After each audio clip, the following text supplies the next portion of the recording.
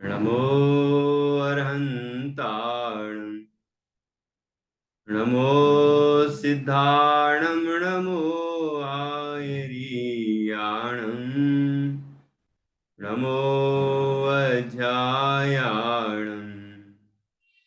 नमो लोये सव्यसाहुणम् मंगलम भगवान वीरो मंगलम गौतमो गणी मंगलम कुंद कुंदाद्यो जैन धर्मोस्तु मंगलम सर्वमंगल मांगल्यम सर्वकल्याणकारकम प्रधानम सर्वधर्माणां जैनम जयतु शासनम जैनम जयतु शासनम इंद सदवंदियाणं त्रिभुवनहित मधुर विशद वक्ताणं अन्तातीत गुणाणं नमो जिणाणं जिद भवाणम् अभिवंदयोन शिरसा पुनर्भव कारणं महावीरम् ते सिंपयत् भंगं मग्गं मोक्षस्य बोच्छामि।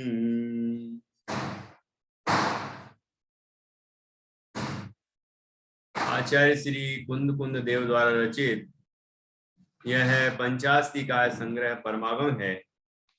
इसका दूसरा अधिकार चल रहा है जिसमें 9 पदार्थों का निरूपण किया गया है। हम 9 पदार्थों में से जीव और अजीव इन 2 पदार्थों पर चर्चा कर चुके हैं। इसके बाद हम बचे हुए जो 7 पदार्थ हैं जो जीव अजीव के ही पर्याय रूप विशेष हैं, उनकी चर्चा यहाँ कल से प्रारंभ कर दी हमने, जिसमें सबसे पहले पुण्य पाप पदार्थ व्याख्यान यहाँ पर किया जा रहा है। पुण्य और पाप ये कर्म के भी नाम हैं और कर्म की तरफ से जीव के परिणामों को भी पुण्य पाप कहा जाता है। किन परिणामों को पुण्य पाप कहा जाता है? जीव के जो शुभ परिणाम हैं उन्हें पुण्य और जीव के अशुभ परिणामों को पाप कहा जाता है। शुभ परिणामों में कौन कौन से परिणाम आते हैं? शुभ परिणाम में प्रशस्त राग, जो विशुद्ध परिणाम हैं, जो मंद कसाय रूप भाव हैं, जिसमें चित्त की प्रसन्नता रहती है, ऐसे जो परिणाम हैं वो शुभ भाव हैं और उससे पुण्य का बंध होता है और इसीलिए उन शुभ भावों को पुण्य भी कहते हैं कर्म की तरफ से व्यवहारने से। और जीव के जो पाप परिणाम हैं वो कौन से हैं? अशुभ भाव। अशुभ भाव कौन कौन से परिणामों को कहा गया है कि जीव के जो संक्लेश परिणाम हैं वो अशुभ भाव है। संक्लेश परिणाम का अर्थ है तीव्र कसाय रूप भाव। तो तीव्र कसाय रूप भाव वो संक्लेश भाव है, वो अशुभ है। और कौन से भाव अशुभ हैं? जो द्वेष रूप भाव है वो भी अशुभ है। और सभी तरह के अप्रशस्त राग, अप्रशस्त भाव, वो सब भी अशुभ हैं। अशुभ का कोटा बड़ा है ना। इसमें 3 चीजें आ गई। कौन कौन सी? अप्रशस्त राग और द्वेष और आया था मोह। मोह, द्वेष और अप्रशस्त राग, है ना। ये 3 चीजें आई।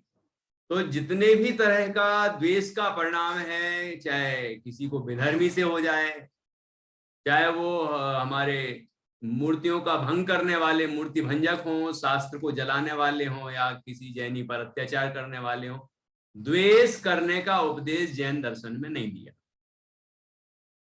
द्वेष क्योंकि अशुभ भाव है और जो अप्रशस्त राग है वो तो विषयानुराग है। पंचेंद्रिय के विषयों में जो तीव्र रुचि है, विषयों में जो रुचि है वह विषयानुराग ही अप्रशस्त भाव है। और पांच पाप रूप जो भाव हैं वो भी अशुभ भाव हैं। और जो मोह का परिणाम है, मिथ्यात्व, उल्टी मान्यता, जिसमें देह में आत्मबुद्धि है ना, पंचेंद्रिय के विषयों में सुख बुद्धि, पर में अपनापन इत्यादि जो मोह के प्रकार हैं, वो सब तरह का मोह अशुभ है। इस तरह से अशुभ राग की चर्चा की, अशुभ भाव की बात की, और अशुभ भाव के निमित्त से पुण्य प्रकृति का बंध होता है, पाप प्रकृति का बंध होता है। तो इसीलिए पाप कर्म को देखकर इन अशुभ भावों को पाप भाव कहते हैं। ठीक है। और एक बात आई थी कि जीव निश्चय से अपने परिणामों का करता है। अशुद्ध निश्चय से जीव अपने शुभ और अशुभ परिणामों का करता है। ठीक है। और इसलिए वो जो शुभ अशुभ परिणाम है वो जीव के कर्म है। अब दूसरी बात, व्यवहार से उन शुभ अशुभ परिणामों के निमित्त से जो कर्म का आश्रय होता है, पुण्य पाप कर्म का आश्रय होता है, द्रव्य पुण्य द्रव्य पाप का जो आश्रय होता है, उनका भी कर्ता जीव कहा जाता है व्यवहार से। क्योंकि जीव के परिणामों के निमित्त से ही कार्मण वर्गणाएं कर्म रूप से परिणत होती। जीव के परिणाम ना हो तो कार्मण वर्गणाएं कर्म रूप से परिणत नहीं हो सकती। इसीलिए ऐसा संबंध जानकर उन कर्म प्रकृतियों का कर्ता भी जीव को कहा गया है व्यवहार से। ठीक है, असद्भुत व्यवहार से कहा गया है। वस्तुतः तो पुद्गल कर्म का कर्ता और कार्मण वर्गणाओं के कर्म रूप परिणमन होने का कर्ता पुद्गल ही है, और जीव के शुभ शुभ परिणामों का कर्ता जीव ही है। ये चर्चा यहाँ हमने पुण्य पाप पदार्थ के व्याख्यान के प्रारंभ में 131 और 132 इन दो गाथाओं के माध्यम से की। अब हम इसके आगे बढ़ रहे हैं, जहां अब ये प्रश्न उठता है लोगों को कि आत्मा है अमूर्तिक और कर्म है मूर्तिक। तो अमूर्तिक का मूर्तिक के साथ बंध कैसे हो सकता है?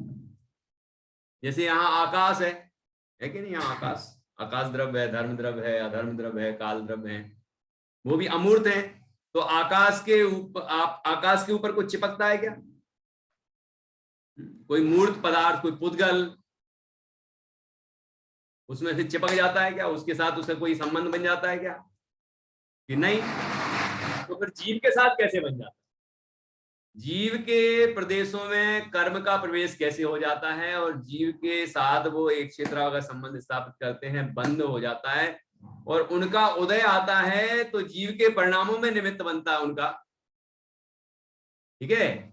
और जीव के परिणामों के निमित्त से कार्मण वर्गणाएं कर्म रूप से परिणमित होती हैं, और जीव के शुद्ध परिणामों के निमित्त से कर्मों का आना बंद होता है। कर्म, पुराने बंधे कर्म झड़ने लग जाते हैं और पूरे कर्म खत्म होकर जीव को मोक्ष हो जाता है। तो ये कैसे संबंध बना? एक मूर्तिक का अमूर्तिक के साथ कैसे संबंध? प्रश्न उठा कि नहीं डॉक्टर निधि जी? आपने उठाया नहीं है, उसके पहले हमने उठा दिया क्योंकि आचार्य ने उठाया है, और अगली गाथा में इसका समाधान है कि नहीं? तो देखिए, ये गाथा बहुत सुंदर है, इसमें इसका समाधान किया गया है कैसे अमूर्तिक आत्मा का मूर्तिक कर्म के साथ संबंध बनता है। मूर्तिक का मूर्तिक से बनता है, ये तो समझ में आता है।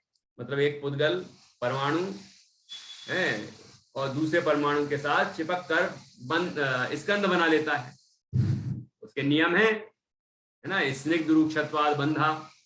तो इस तरह से वे आपस में बन जाते हैं, स्कंद बन जाते हैं। 2 परमाणु का स्कंद, 3 परमाणु का स्कंद, संख्यात परमाणु का स्कंद, असंख्यात परमाणु का, अनंत परमाणु का स्कंद, ऐसे बन जाते हैं। जीव के अंदर जो कर्म हैं उनमें दूसरे जो नए कर्म परमाणु आते हैं, कार्बन वर्गणाएं कर्म रूप से परिणत होती हैं, वो उसमें चिपक जाती है, वो तो ठीक है।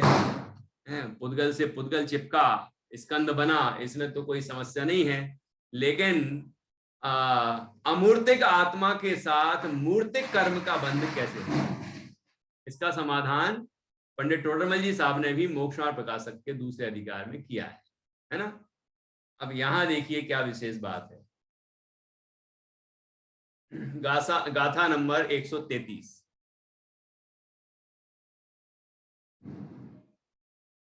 इस गाथा में इसका समाधान किया गया है।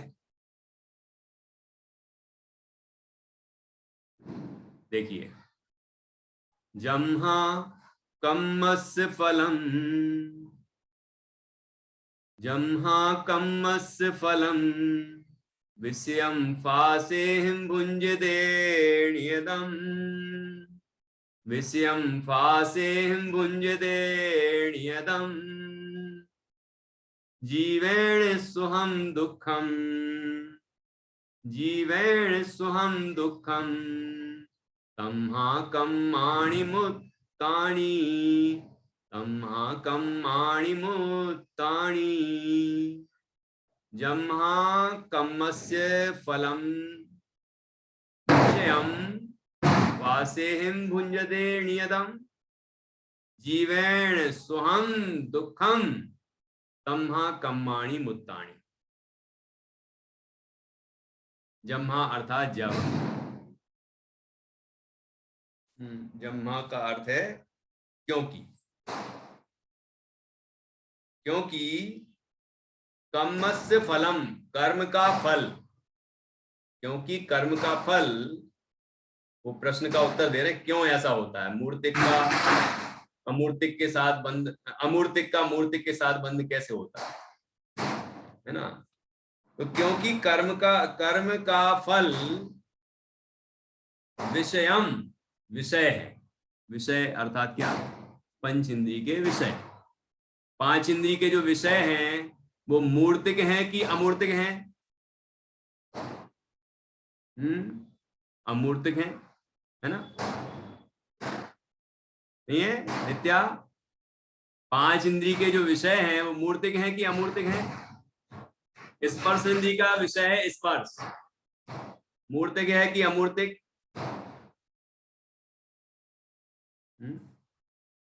किसी को अनम्यूट करता हूँ। निधि जी, मूर्तिक ही हैं। अच्छा, पक्का? और रस मूर्तिक है। घ्राण इंद्रिय का की गंध बिल्कुल मूर्तिक है। अच्छा, चक्षु इंद्रिय का वर्ण वो भी मूर्तिक है। शब्द भी मूर्तिक है। तो चक्षु इंद्रिय का तो समझ में आता है, लेकिन बाकी चार इंद्रिय के क्या पूछ रहे हैं आप? मूर्तिक मूर्तिक कैसे हुए? वो मूर्तिक कैसे हुए? चक्षु क्योंकि ये पुद्गल के तो आंख से, वो कैसे मूर्तिक हुए? क्योंकि पुद्गल के ही तो गुण है ये, स्पर्श रस गंध वर्ण शब्द। क्योंकि स्पर्श रस गंध वर्ण ये सभी मूर्तिक, ये मूर्तिक है। केवल अकेले आंख से दिखने वाली चीज ही मूर्तिक नहीं है ना। जो जो इंद्रिय गम्य है वो मूर्तिक है। तो वो पुद्गल जो है वो मूर्तिक है। ठीक है, बिल्कुल सही। तो पांच इंद्रिय के जो विषय हैं वो मूर्तिक हैं। ठीक, तो आचार्य यहां कह रहे हैं कि जम्हा कम्मस्य फलम, क्योंकि कर्म का फल विषय, पांच इंद्रिय के जो विषय हैं, फासेहिम भुंजदे नियतम, जो विषय हैं वे नियतम अर्थात नियम से, फासेहिम अर्थात स्पर्श आदि इंद्रियों द्वारा। एक इंद्रिय का विषय लिखा है ना, तो वो सभी इंद्रियों का समझना है। फासेहिम तो स्पर्श आदि इंद्रियों द्वारा जो मूर्त हैं, इंद्रियां भी मूर्त हैं और इंद्रिय के विषय भी मूर्त हैं। इंद्रियों द्वारा जीवेण, जीव के द्वारा सुहम दुखम, सुख और सुख रूप से अथवा दुख रूप से भुंजदे, ऊपर लिखा था भुंजदे, अर्थात भोगते हैं, भोगे जाते हैं, जीव के द्वारा कर्म के फल रूप जो 5 इंद्रिय के विषय हैं वो भोगे जाते हैं, जो कि सुख रूप से अथवा दुख रूप से, मतलब दुख रूप भी हैं और सुख रूप भी हैं। किन्हीं फलों का सेवन करके जीव को सुख अनुभव होता है और किन्हीं का सेवन करके दुख अनुभव होता है। तो ऐसे जो इंद्रिय के विषय हैं, इंद्रियां हैं वो भी मूर्त हैं और इंद्रियों के जो विषय हैं वो भी मूर्त हैं। तम्मा कम्माणि मुत्ताणि, इसलिए कर्म मूर्त हैं। इसलिए कर्म कैसे हैं? मूर्त हैं। अब देखना क्या कहना चाह रहे हैं, कर्म मूर्त हैं कि अमूर्त। अब प्रश्न उठता है, जैसे मैंने अभी कहा था कि 5 इंद्रिय के विषय जो हैं वो मूर्त हैं, जो इंद्रियों का विषय बन जाए वो मूर्त है। तो कर्म तो इंद्रियों के विषय नहीं बनते। अपन को पता चलता है कि कर्म है, सूक्ष्म है वो, है ना, और वो सबसे सूक्ष्म है। जैसे औदारिक, वैक्रियक, आहारक, तेजस, कारमान, 5वां शरीर है कारमान। परम परम सूक्ष्मम, तो सबसे सूक्ष्म वो है कारमान शरीर, 8 कर्मों का समुदाय रूप, है ना। तो वो तो इंद्रिय में है ही नहीं, तो फिर वो मूर्त कैसे?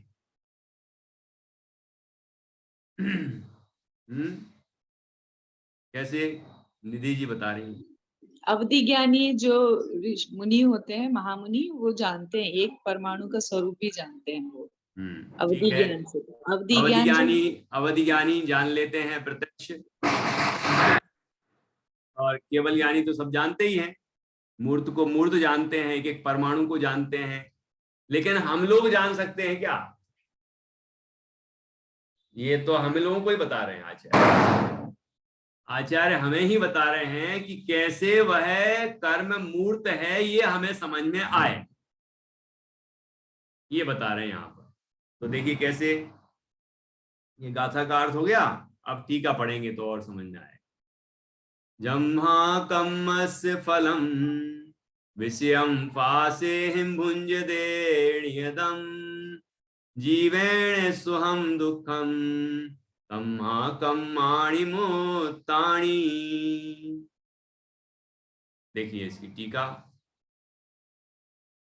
पहले अन्वयार्थ।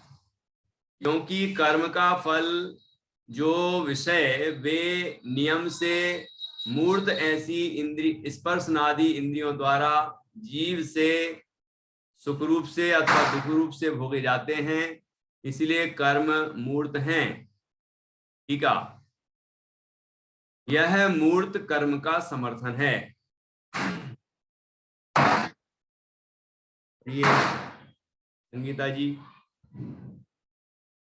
टीका। टीका, यह मूर्त कर्म का समर्थन है। कर्म का फल जो सुख दुख के हेतुभूत मूर्त विषय वे नियम से मूर्त इंद्रियों द्वारा जीव से भोगे जाते हैं, इसलिए कर्म के मूर्तिपने का अनुभाग हो सकता है।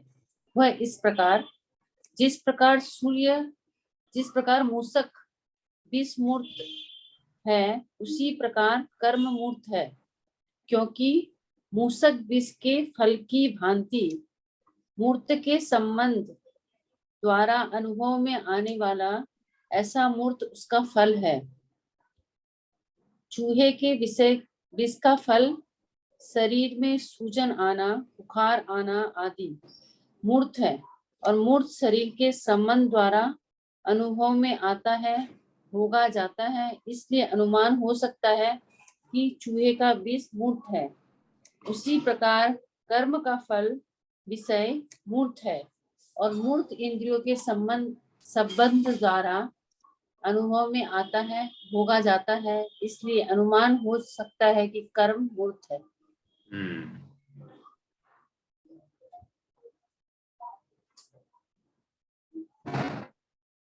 कर्म मूर्त है। देखिए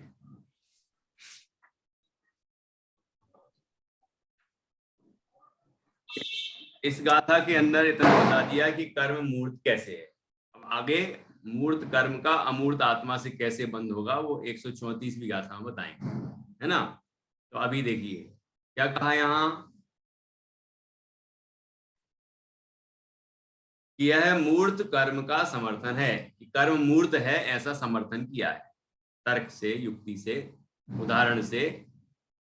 कर्म का फल जो सुख दुख के हेतुभूत विषय, देखना 3 बातें हो गई। कर्म का फल जो सुख दुख, 2 हुई। कर्म का फल जो सुख दुख, मतलब कर्म का फल है सुख और दुख। अब ये इसका हेतु कौन है, सुख दुख का हेतु कौन है, कि मूर्त विषय, मूर्त विषय, विषय हैं वो पंचेंद्रिय के विषय, वो मूर्त हैं, है ना, हमें इंद्रियों के द्वारा ज्ञात हो जाते हैं। तो वो मूर्त विषय सुख दुख, कर्म के फल रूप सुख दुख के हेतु हैं, ठीक है। वे नियम से मूर्त इंद्रियों द्वारा जीव से भोगे जाते हैं, कि मूर्त इंद्रियों द्वारा जीव से भोगे जाते हैं। अब देखना कि इंद्रियां मूर्त हैं, इंद्रियों के विषय भी मूर्त हैं। इंद्रियों के विषय के निमित्त से उत्पन्न होने वाला जो कर्म का फल है, जो सुख दुख का परिणाम, वो कैसा है। इसलिए कर्म के मूर्त पने का अनुमान हो सकता है।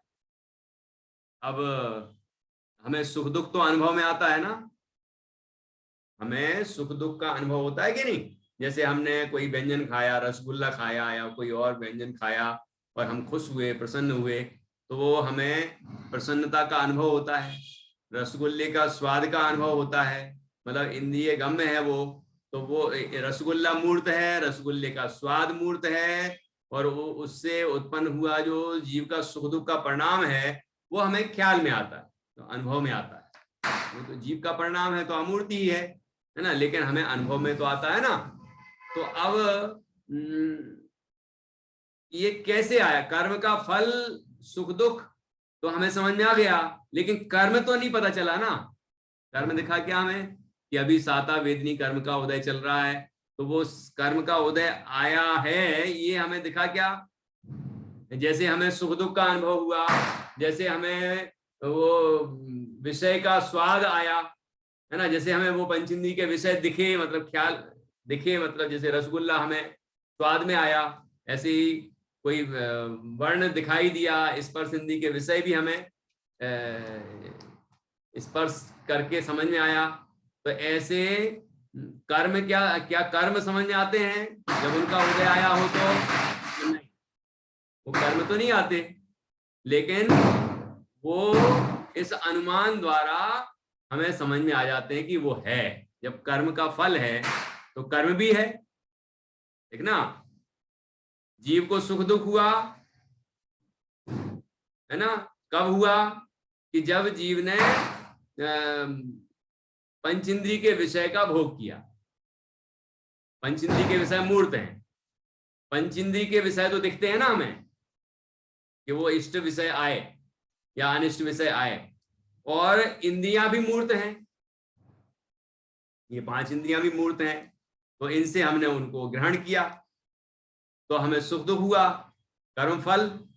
तो कर्म का फल तो हमें अनुभव में आता है ना, तो कर्म फल अनुभव में आता है, तो कर्म भी है तभी तो उसका फल है। यदि कर्म नहीं होता तो कर्म का फल कैसे आता। कर्म है इसलिए कर्म का फल भी आता है, ठीक है। और ये सब चीजें मूर्त हैं, इंद्रिय के विषय मूर्त हैं, इंद्रियां मूर्त हैं, ये सब मूर्त है, इसीलिए कर्म भी मूर्त है, ये अनुमान होता है। क्या लिखा यहाँ, इसीलिए कर्म के मूर्त पने का अनुमान हो सकता है। अब इसके लिए उदाहरण दिया बहुत सुंदर, कि वह इस प्रकार, जिस प्रकार मूसक, मूसक का अर्थ क्या है, चूहा, चूहा तो देखा ही होगा, है ना। तो जिस प्रकार मूसक, चूहा यदि किसी को काट दे, अभी किसी को काटा क्या, नहीं काटा, मैंने देखा है, तो कभी काट दे तो क्या उसका असर क्या होता है? मूसक के काटने पर उसका विष उसके शरीर के अंदर पहुंचता है तो क्या आता है, क्या दिखाई देता है हमें कि वो विष है ना? वो विष तो हमें दिखाई नहीं दिया। जैसे हमें कोई मक्खी, मधुमक्खी काट जाती है तो क्या मधुमक्खी का क्या दिखता है हमें? मधुमक्खी तोड़ के चली गई, अब हमें कुछ दिख नहीं रहा, लेकिन सूजन दिख रही है ना, और तकलीफ हो रही है, वो तो सब दिखता है ना। तो ऐसे ही वो जो मूसक का जो विष है, मतलब चूहे ने काटा तो विष चढ़ा, तो उससे क्या असर पड़ता है वो तो दिखता है ना हमें। तो यहाँ कह रहे हैं जिस प्रकार मूसक विष मूर्त है उसी प्रकार कर्म मूर्त है, क्योंकि मूसक विष के फल की भांति। जैसे मूसक के विष का फल दिखाई देता है तो मूसक का विष भी मूर्त है, मतलब है ना। यदि फल नहीं दिखता तो हमें वो विष का भी ज्ञान नहीं होता। तो यहां पर आगे कहा क्योंकि मूसक विष के फल की भांति मूर्त के संबंध द्वारा अनुभव में आने वाला ऐसा मूर्त उसका फल है। देखो ये लॉजिक है, इसके पीछे तर्क है कि मूर्त का फल मूर्त ही होता है। तो फल हमें जब मूर्त दिख रहा है तो उसका कारणभूत जो है वह भी मूर्त है। जैसे जो विष है चूहे का, है ना, मूसक का विष है तो वो मूर्त है। कैसे मूर्त पता चला? क्योंकि उसका फल भी मूर्त है। कैसा मूर्त है? चूहे के विष का फल शरीर में सूजन आना, बुखार आना। डॉक्टर निधि जी, आपने कोई केस देखा है ऐसा चूहे ने काट दिया हो? हाँ, क्योंकि चूहे ने काट दिया तो कोई बहुत बड़ी बात नहीं है कि वो कोई इलाज करवाने आएगा, वो तो खुद ही वैसे ही ठीक हो जाता। मधुमक्खी ने काट दिया तो कोई इलाज कराने आता है क्या? नहीं, वो वैसे ही सब जानते हैं कैसे क्या करना है, लोहा घिस दो, थोड़ी देर में अपने आप ठीक हो जाता है। तो थोड़ी सी तकलीफ होती है, ऐसे यहाँ है।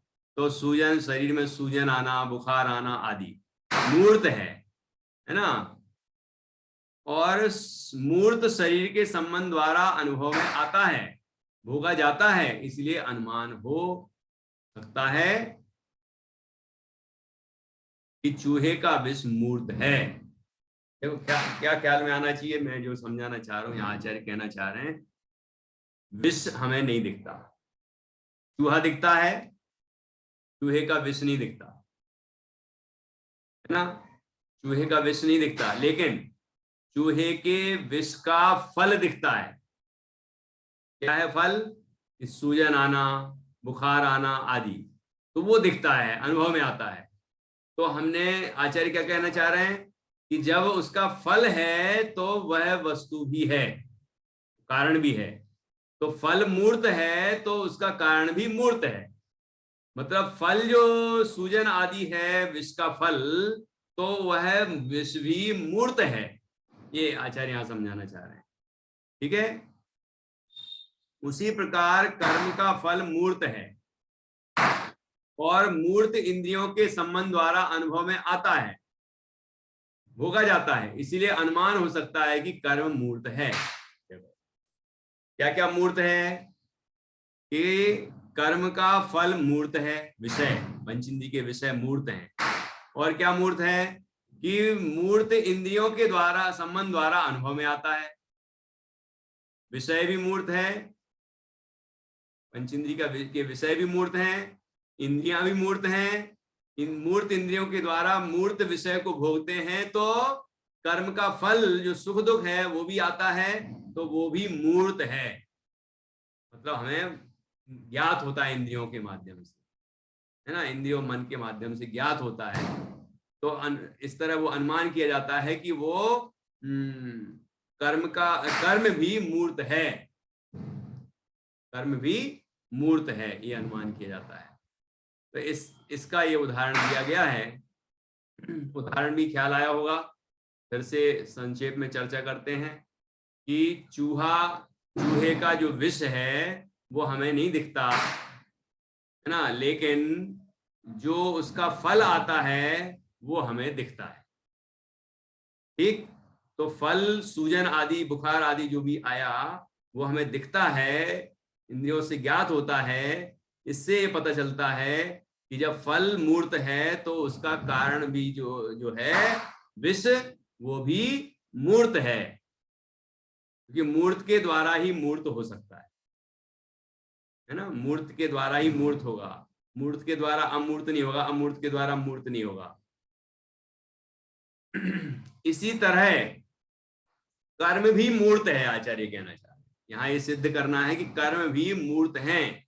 जो 8 कर्म हैं वो हमें इंद्रिय गम्य नहीं होने पर भी वो मूर्त हैं। इसका कैसे अनुमान करें कि वो मूर्त हैं? भगवान तो स्पष्ट जानते हैं, प्रत्यक्ष देखते हैं, लेकिन हम कैसे समझें कि वो मूर्त हैं? तो कहते कर्म का फल मूर्त है। कर्म का फल कैसे मूर्त है? कि वो हमें अनुभव में आता है, इंद्रियों से ज्ञात होता है, मन से ज्ञात होता है, सुख दुख का अनुभव होता है ना। और वो जो सुख दुख का अनुभव हुआ वो कैसे हुआ? कि विषय सेवन किया तो हुआ। और विषय कैसे हैं? कि वो भी मूर्त हैं। और विषयों का जो सेवन किया वो किससे किया? कि इंद्रियों से। इंद्रियां भी मूर्त हैं। मूर्त इंद्रियों से मूर्त विषयों का सेवन करने पर जो फल आता है वो भी मूर्त होता है। तो फिर जिस कर्म का वो फल है सुख दुख, वह कर्म भी मूर्त है, ये कहना चाह रहे हैं।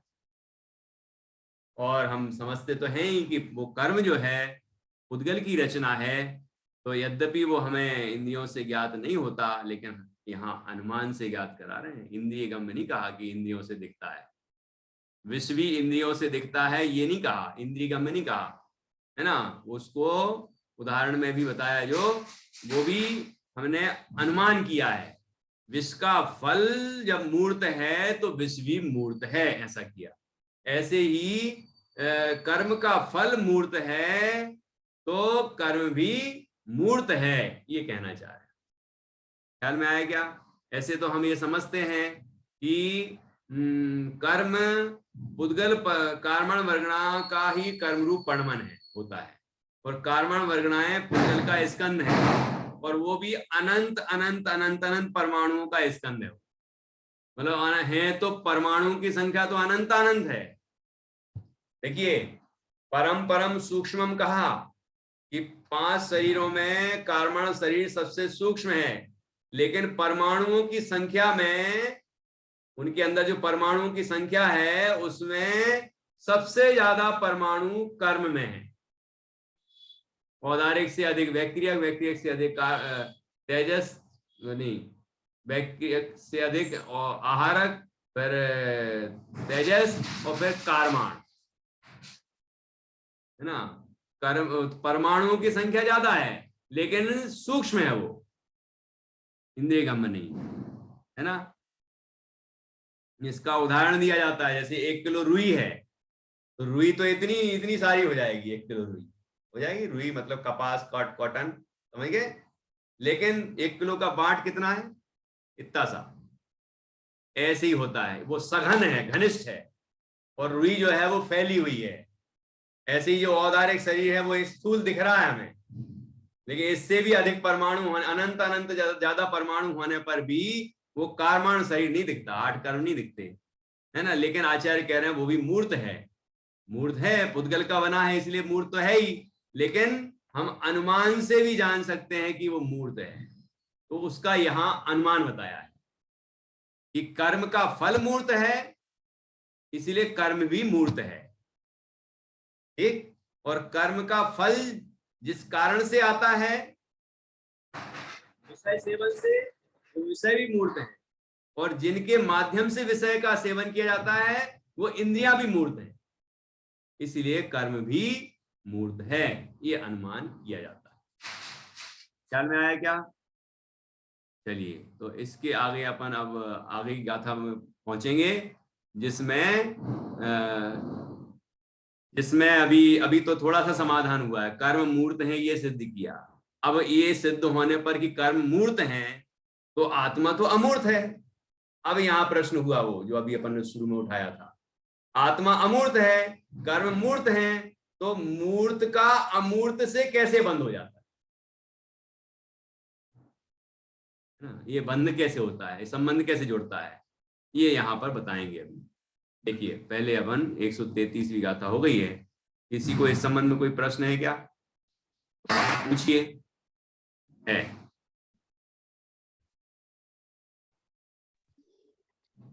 भैया जी, पहले तो जैसे कर्म फल हमें दिख रहा है तो हम उसको मूर्ति बोल रहे हैं, तो उसके तो ये कंपलसरी है कि कर्म भी इसलिए मूर्तिक है क्योंकि कर्म फल मूर्तिक है, या ये सिर्फ हमारा अनुमान है?